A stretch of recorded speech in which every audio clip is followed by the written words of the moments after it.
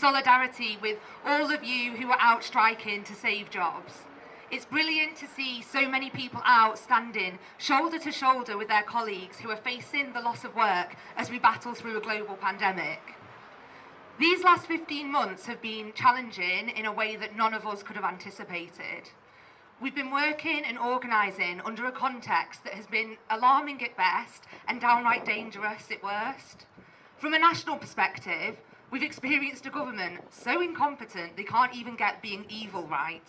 A government led by a party that over the last 10 years has done their utmost to denigrate higher education, creating policy that allows the marketisation of education to flourish and the casualisation of its workers to become the norm. A government that is refusing to engage in meaningful discussions about the future of higher education and how the impact from the pandemic is going to not just affect institutions, but the thousands of people like us that are employed within them, as well as the communities and local economies that rely on them.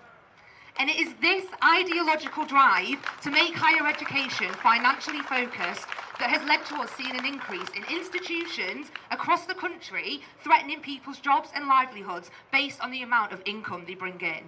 And this isn't just happening here in Liverpool. From London to Leeds, Leicester, Southampton, Brighton and Dundee, universities are taking advantage of the people that have kept them open and running over the last year. Some thanks, that is. To have colleagues in the Faculty of Health and Life Sciences facing job losses amidst a pandemic is frankly unbelievable. Putting aside the fact that a university as wealthy as this should be leading by example and not employing unjust rank and yank tactics in the first place, the fact that these cuts are happening in a faculty that has done its utmost to support the civic and institutional response to COVID-19 is outrageous. And don't for 1 minute think that the job losses stop here. If we let the university steamroll these redundancies through without them acknowledging the majorly flawed processes they have employed in coming to decide on these redundancies, then there's no telling what they will do to colleagues across other departments. We know that hybrid working and the professional services project PS Futures are looming heavy on the horizon. And with the university not committing to a zero redundancy policy, you can't tell me that in order to save on this financial shortfall, we're not going to be the people sacrificed in their dogged pursuit of death by 1,000 cuts. Fundamentally, we should all be asking the question, why are we, the people who have helped carry the university not only through this crisis, but through the major sectoral changes of the last decade, the ones paying the brunt for a financially uncertain future that we had no part in creating? And we're not asking for the world here. We're asking that an employer who shouts so much about all of its positive contributions to the local health economy doesn't throw their staff out when it looks like things might get hard. We deserve better.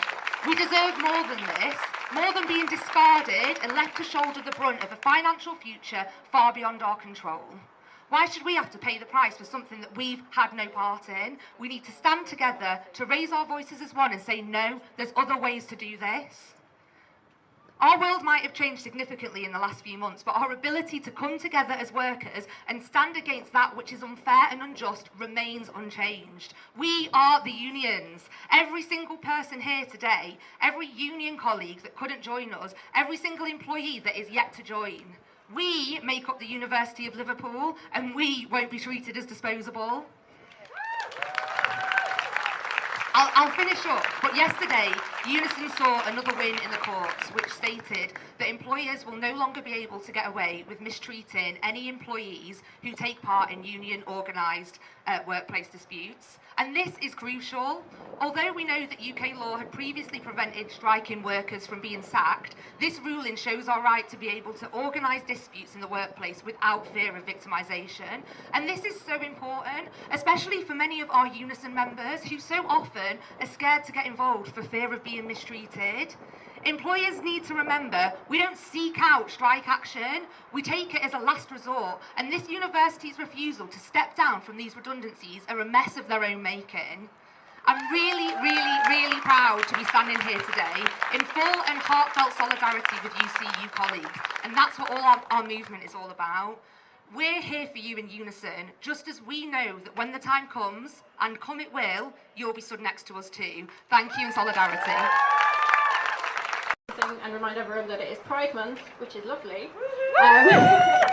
But we also see multiplying right-wing weaponisation of homophobia and transphobia all around us, internationally and here in the UK, meaning LGBT plus people are fighting for their right to exist and live safely.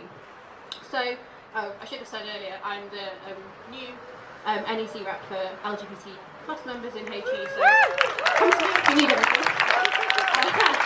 Which is why I have to remind everyone it's Pride.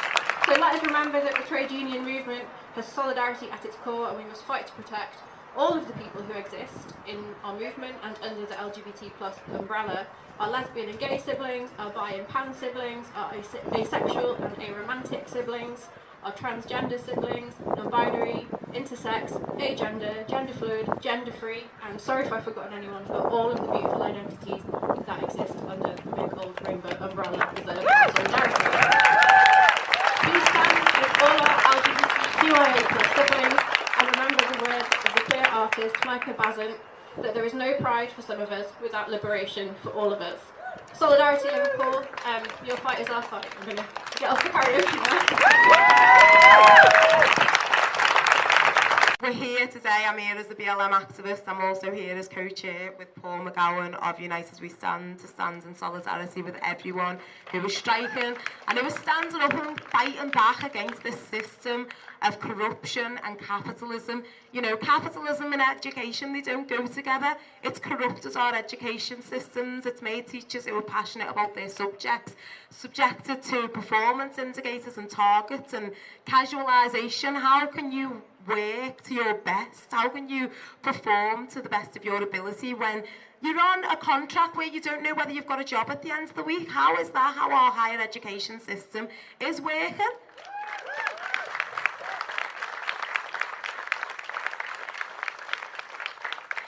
And the answer is, it's not. That's why we're here. We're here because it's not working. It is not acceptable to abuse a pandemic. One way, I have to speak as a student, someone who's just finished my degree like last week.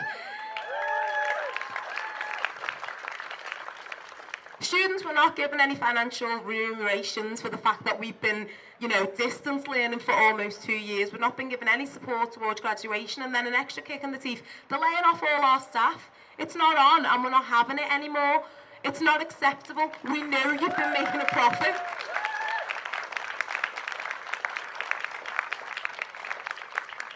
We know that you've scaled back on staff. We know what chancellors and vice-chancellors earn, and yes, I will go there. How can you justify chancellors and vice-chancellors earning more than 10 times what educators earn, and then tell us we need to lay it off? No, no, no, no. I think some of us need to take a pay cut. That's what needs to happen. Before you look at anyone's job, look at your own salary and tell me if that is justified. So we need to be standing together. The positives are union membership is up. It's going up year on year on year, which means that we are recognising that when we stand together, we have more power. People are on the streets every single week, which is why I haven't got a voice, but I'm happy not to have one. We are realising that people power is a real thing.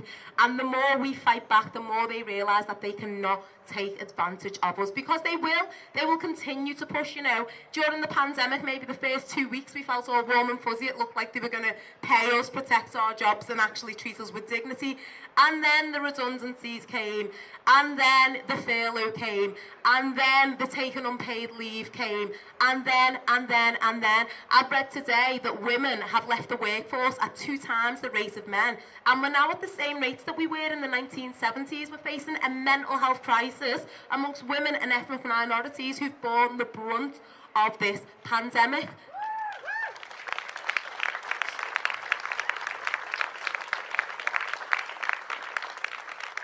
So many workplaces are sending all the staff on, you know, mental health first aid, but they're not doing anything to address the reasons within the workforce. While staff need mental health first aid, let's do that. Let's not overwork staff.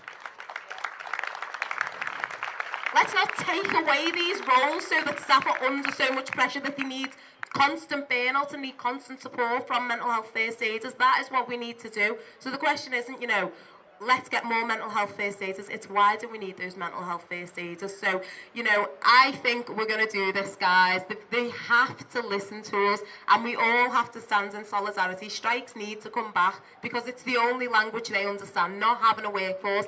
And the fact is, we outnumber them about 100,000 to 1. So let's take a few days off. Let's stand on the streets.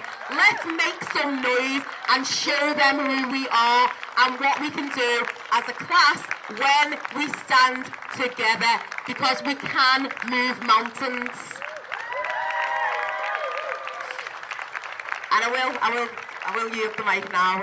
But before I go, just unrelated but related, because I'm a BLM activist, I'd just like everyone to keep Dijon Reid in your thoughts. He's a young man who was murdered, 14-year-old boy who was murdered in Birmingham a couple of days ago. He was murdered by people in the 30s who shouted racial abuse. The oldest was 38, who allegedly shouted racial abuse before they murdered him. So, you know, when people say we're not facing the same issues as America, I'd say Google Dijon Reid and just see what's going on in Birmingham right now. Thanks, guys. Complete solidarity.